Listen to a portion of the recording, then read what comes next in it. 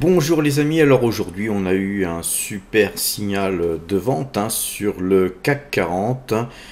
Néanmoins, il ne faut pas oublier qu'il y a la fête ce soir à 20h30, donc on va surveiller ça comme le lait sur le feu. Donc on attend 0,25 points de base, donc on n'a plus qu'à attendre Mr. Powell parler et puis voir ce que vont faire les marchés américains. Et demain, effectivement, on devra se caler par rapport à ce qui s'est passé aujourd'hui en fin de soirée pour nous, donc en Europe.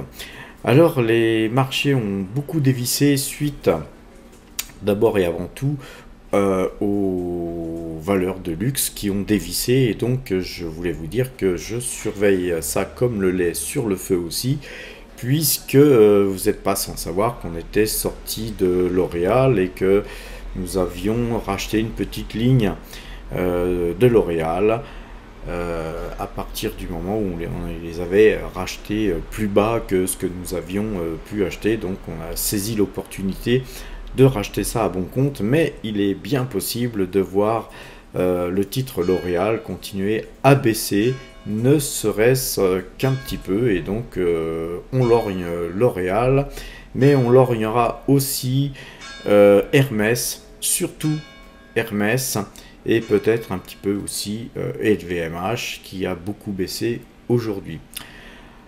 En d'autres termes, allons voir un petit peu ce qui s'est passé en termes graphiques sur le CAC 40 et sur tous les indices que nous suivons habituellement. Nous verrons aussi le portefeuille Power Trade ainsi que notre portefeuille débutant. Il est important celui-là aussi. Et puis les points sur les marchés futurs, à quel point nous rachèterons puisque nous sommes passés vendeurs sur le DAX, vendeurs sur le CAC 40, mais nous restons acheteurs sur le Brent et acheteurs pour l'instant. Il s'en est fallu de quelques points. Pour l'instant, nous restons acheteurs sur le S&P 500, donc mystère Powell va certainement nous faire rester en position ou tout simplement nous éjecter de notre pause acheteuse sur le S&P 500, mais peu importe, on a des gains sur le S&P 500, on est assez large, donc on peut se permettre d'être éjecté du marché à n'importe quel moment. Voilà les amis, allons voir tout de suite ce qui se passe au niveau des graphiques. Donc les amis, signal de vente sur le CAC 40, on avait eu un signal par ici, on a eu beaucoup de gains dans la journée, mais le marché s'est un petit peu repris en fin de séance et est venu s'approcher de ce fameux trend que je vous avais tracé ici, et on voit que le marché est revenu sur ce trend pour attendre la décision de Powell et surtout son discours, parce que bon, on s'attend tous à 25 points de base, mais c'est surtout, comme vous le savez, le discours qui va certainement orienter les marchés bien plus que la décision en elle-même. Alors de toute façon, on va se fier à nos algorithmes et le point de coupe et tourne, le point d'achat algorithmique est 7440 points. Donc si 7440 points étaient touchés, nous repasserions acheteurs demain. J'ai peine à croire que nous puissions arriver à ce niveau-là. Le marché a peut-être besoin de respirer et éventuellement, même si le marché monte, il est peu probable que nous puissions aller retourner sur ce niveau, mais qui sait. En tout cas, on surveillera ces points. Alors aujourd'hui, nous avons eu aussi un signal de vente sur le DAX, bien évidemment. Et par contre, la configuration sur le DAX est beaucoup plus propre. On a cette pattern dont je vous avais parlé et nous l'avons cassé pendant un assez long moment, mais en clôture, nous sommes revenus sur ce trend. Et donc voilà, c'est pas si vendeur que ça sur le DAX. Il est possible qu'on continue sur ce trend. Mais voilà, nous attendrons quand même 16 275 points pour racheter sur le DAX, puisque nos algorithmes en ont décidé ainsi.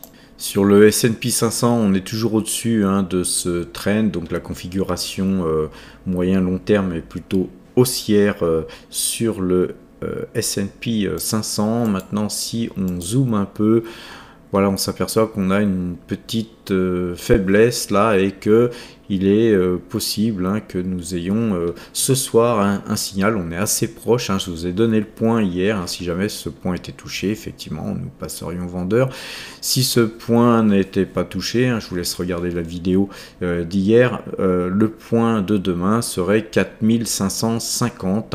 Sur 4550 points, demain, nous passerions vendeur sur le S&P 500 si ces points étaient touchés. Petite faiblesse sur le Brent aujourd'hui, mais rien de catastrophique. La moyenne 2 jours, 12 jours est toujours dans le sens de l'achat et bien orientée. En plus, on est loin de couper cette moyenne 12.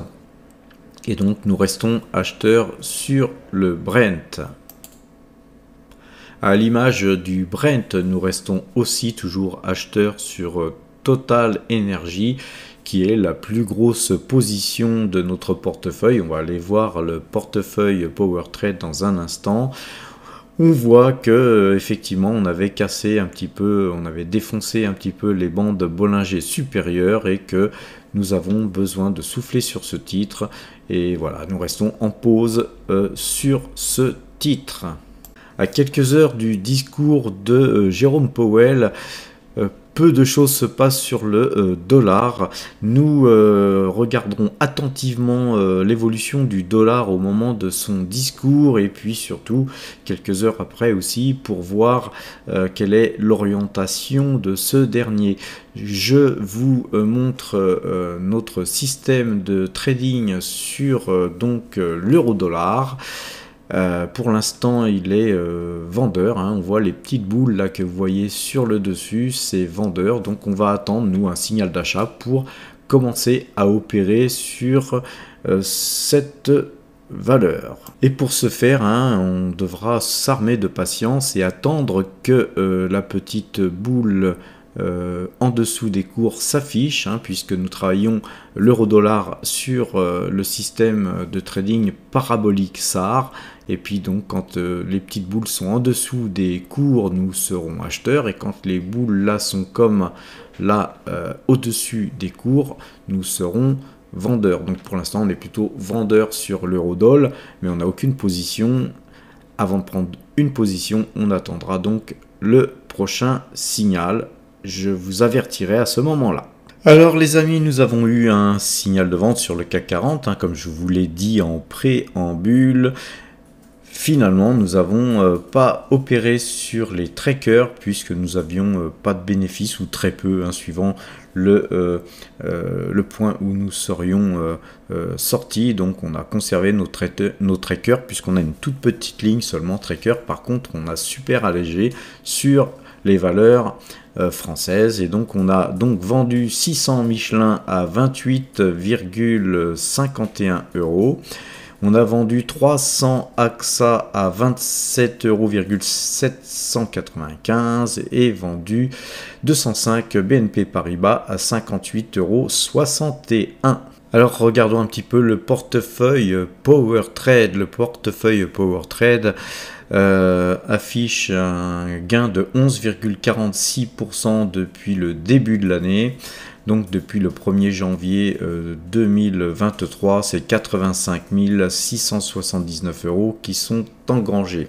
Aujourd'hui néanmoins on a fait du cash et nos espèces représentent 9,94% du total de nos allocations d'actifs et c'est 82 867 € qui sont donc bien au chaud, prêts à faire feu. La ligne Michelin a disparu de notre portefeuille puisque nous avons totalement soldé la ligne. AXA a fondu comme neige au soleil puisque nous avons vendu des titres AXA.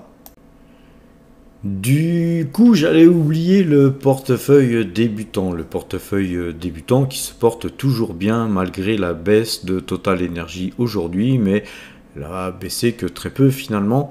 Et puis, nous avons continué à toucher quelques euros, hein, 1 euro et quelques, je crois, de YouTube AdSense. Donc, globalement, le portefeuille débutant gagne 35,29% depuis le début de l'année et c'est 123,53 euros qui sont donc gagnés depuis le 1er janvier 2023.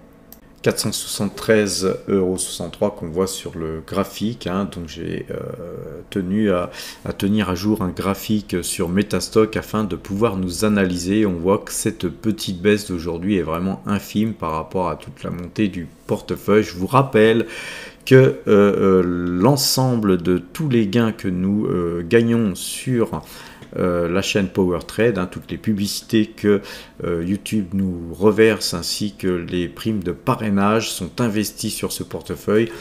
Tout ça pour vous prouver que c'est possible de partir de zéro et de se forger un portefeuille globalement haussier avec de la possibilité de construire, de faire en sorte que nous puissions en partant de zéro, se construire un petit patrimoine et un patrimoine qui grandit de jour en jour. Tout le monde peut le faire. Je tiens à le prouver de par ce graphique. Je tiens à le prouver de par cette action que nous allons mener tous ensemble, hein, puisque c'est grâce à vous tous que nous réalisons en fait un portefeuille de ce type. Alors tout ceci nous amène du côté du compteur à Pepet pour voir un petit peu ce qui s'est passé sur les marchés futurs. Donc nous avons coupé et tourné et préservé 47 points sur le trade précédent sur le CAC 40 et nous gagnons actuellement 6 points sur le trade en cours. Alors globalement nous avons ramassé 2504 points depuis que nous traitons cet indice, c'est-à-dire depuis le 1er juin 2022 et c'est 40 trades gagnants pour 37 trades perdants qui nous ont permis de réaliser ce résultat. La journée a été moins concluante sur le DAX, hein, le DAX qui nous a permis de préserver 9 points seulement, hein, c'est pas grand chose mais c'est toujours ça, mais par contre sur le trade en cours nous perdons actuellement 14 points et c'est 3164 points qui ont été engrangés depuis que nous traitons cet indice avec 25 trades gagnants pour 22 trades perdants. Concernant le S&P 500, nous sommes toujours acheteurs et c'est 147 points qui sont donc gagnés sur le trade en cours. Au total, c'est 668 points qui ont été gagnés depuis que nous traitons cet indice avec 20 trades gagnants pour 17 trades perdants. Le Brent, quant à lui, nous fait gagner 8,17 pips sur le trade en cours. C'est 25,8 pips qui sont gagnés depuis que nous traitons le Brent. Et nous avons traité 15 fois gagnant pour 8 fois perdant. Je vous rappelle encore une fois que nous traitons le Brent avec une simple moyenne mobile 2 jours, 12 jours. Et que cette moyenne mobile est paramétrée sur les cours clôture. L'ensemble de ces 4 indices que nous traitons nous fait gagner 6362 points depuis que nous traitons ces indices et c'est donc 111 060 euros qui ont été engrangés depuis le début de cette aventure. Alors aventure que je partage avec vous tous les soirs puisque je vous donne les points tous les soirs sur lesquels voilà, j'ai habitude de traiter. Par contre, je vous rappelle encore une fois un petit disclaimer, je ne suis pas votre conseiller financier, je ne vous encourage surtout pas à travailler sur les marchés dérivés, les marchés futurs sont des marchés difficiles à appréhender, dangereux, il faut avoir une certaine expérience. Maintenant, voilà, pour ceux qui ont l'habitude de travailler ces marchés ou qui veulent s'y confronter, eh bien je vous souhaite de réussir bien sûr, mais soyez assez fort dans votre tête parce que c'est difficile de performer sur ce type de marché. Avant de vous quitter les amis, peut-être que un petit pouce bleu s'impose. Pour ceux qui ne sont pas encore abonnés, abonnez-vous. Et puis partagez les amis. Je vous souhaite une bonne fin de soirée, portez-vous bien et à demain.